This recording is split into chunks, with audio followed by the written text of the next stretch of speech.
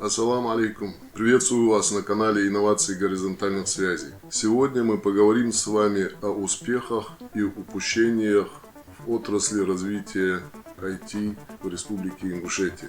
В последние годы в Ингушетии отмечается ряд положительных сдвигов в области развития IT. Наряду с работой, проводимой Министерством образования и других министерств, заработал ряд общественных, некоммерческих и коммерческих проектов в этой области. К примеру, в 2020 году мы, группа в WhatsApp «Я полезен Ингушетия», запустили один из первых в Ингушетии массовых образовательных проектов ИГС WebStar. Начали работать проекты «Код будущего», «Solva», «Коди» и другие. Большой вклад в популяризацию и развитие отрасли IT Ингушетии вносит интернет-сообщество «Интернет». И, конечно же, всех нас порадовала инициатива руководства региона и Михаила Гуцериева, основавших Академию IT Ингушетии. Казалось бы, теперь можно откинуться на спинке дивана и наслаждаться созерцанием бурного процесса развития IT в Ингушетии. Делается многое, и люди смотрят с надеждой и оптимизмом в будущее отрасли. Однако с большим сожалением осмелюсь вас разочаровать. Если нас не услышат, то в реальности в ближайшие годы каких-либо существенных сдвигов развития IT-индустрии в Ингушетии не предвидится. Здесь не торопитесь писать комментарии о том, что я пессимист, пытаюсь кого-то упрекнуть или кого-то критиковать. Напротив, видя усилия и энтузиазм, прилагаемые руководством республики, направленные на развитие IT в Ингушетии, пытаясь донести до руководства республики детали и особенности, складывающиеся в IT отрасли Ингушетии. Без учета коих сложно рассчитывать на скорую и реальную отдачу прилагаемых усилий. Для лучшего восприятия излагаемого приведу образный пример из другой области. Можем ли мы назвать полноценным развитием деревообрабатывающей промышленности региона, если оно будет заключаться исключительно в вывозе ценных пород древесины на предприятия в других регионах, где из нее будут делать дорогую мебель или предметы искусства? Нет. Технологии будут развиваться там, где обрабатывают древесину. Рабочие места будут там. Налоги и товарооборот и уровень жизни будут расти там. Нам же останутся грязь на дорогах и жалкие крохи. Подобная ситуация складывается и в IT-отрасли республики. Основная масса реализующихся в Ингушетии IT-проектов носят образовательный характер. Отрасли экономики, в которых выпускники образовательных программ могли бы применять полученные знания, к сожалению, развиваются медленнее. Без развития полноценной благоприятной среды для развития IT в самой Ингушетии, без развития внутреннего рынка, спроса и предложения, плоды образовательных проектов Ингушетии в лучшем случае будут пожинать другие регионы или страны. Лучшие специалисты, молодые и мобильные, будут вынуждены искать работу в других, более экономически развитых регионах. IT-отрасль они будут развивать там, зарабатывать деньги будут там и тратить деньги будут там, налоги будут платить тоже там. Это, конечно, даст возможность для самореализации и трудоустройства многим специалистам, но на развитие отрасли в самой Ингушетии повлияет мало.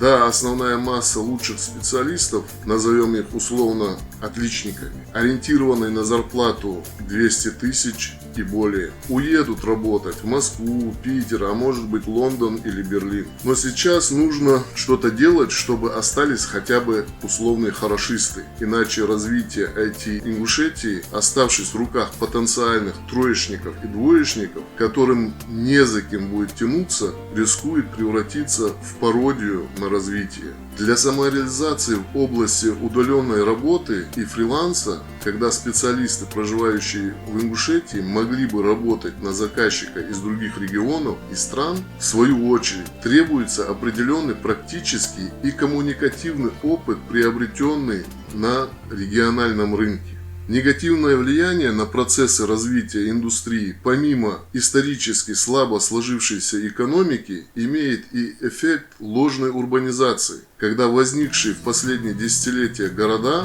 населены в основном горожанами в первом поколении, по сути сельскими жителями с сельской же ментальностью. Большая часть субъектов рынка вообще не видят смысла выхода их бизнеса в широкое информационное пространство. Исходя из логики, в нашем селе и так все знают, где магазин, а где рынок. Поэтому какие-то сайты или приложения нам ни к чему. Скорейшее решение по преодолению этих тормозящих факторов требует применения мер административно-информационного характера. Программисты, энтузиасты и общественники не могут самостоятельно справиться с этой ситуацией. Необходимо разбудить имеющийся, но находящийся в спящем состоянии спрос на услуги IT-специалистов. К примеру, на территории Ингушетии работают десятки рынков, сотни и тысячи торговых предприятий и предприятия, работающие в разных сферах услуг. Но в интернете вы не найдете ни одного сайта рынка, работающего в Ингушетии. Можно сколько угодно возмущаться дороговизной продуктов питания и промышленных товаров в Ингушетии, создавать ярмарки, развивать туризм и гостиничный бизнес, но до тех пор, пока предприятия Ингушетии не перестанут быть белым пятном на страницах глобальной сети, по большому никто к нам не приедет и ничего не привезет. Мы можем в наших смартфонах купить билет на самолет или поезд на любую дату и локацию в любой точке мира, но арендовать на завтра торговое место на рынке в Ингушетии не можем. Борьба за ананасы на Мархач прекратятся, как только крупные логисты увидят, куда конкретно они могут направить свои фуры с товаром, где для них стоянка и как связаться с тем, кто их встретит на месте. И причина не в том, что у директора условного рынка нет пару десятков тысяч рублей, которые он готов потратить на решение этой задачи, заказав сайт у местного специалиста, улучшая этим свой сервис и одновременно обеспечивая занятостью IT-специалистов. Возможно, это звучит банально, но до него просто необходимо правильно донести эту идею и необходимость, объяснить преимущества и перспективы. Необходимо административно поощрять предприятия, которые на своем сайте показывают, какой объем услуг они оказывают и каков их потенциал, какое количество людей трудоустроено, есть ли вакансии, как к ним подъехать, как с ними связаться и так далее. Поощрения эти могут быть просто в виде грамот от административных органов за призовые места в региональных или районных конкурсах на лучшие сайты или приложения. Необходимо организовать тематические семинары, конференции, приглашать на них адресно руководителей крупных и малых предприятий, где они напрямую от молодых специалистов могли бы узнать, какие услуги и за какие деньги могут быть им оказаны, какую пользу и перспективу получат потенциальные заказчики.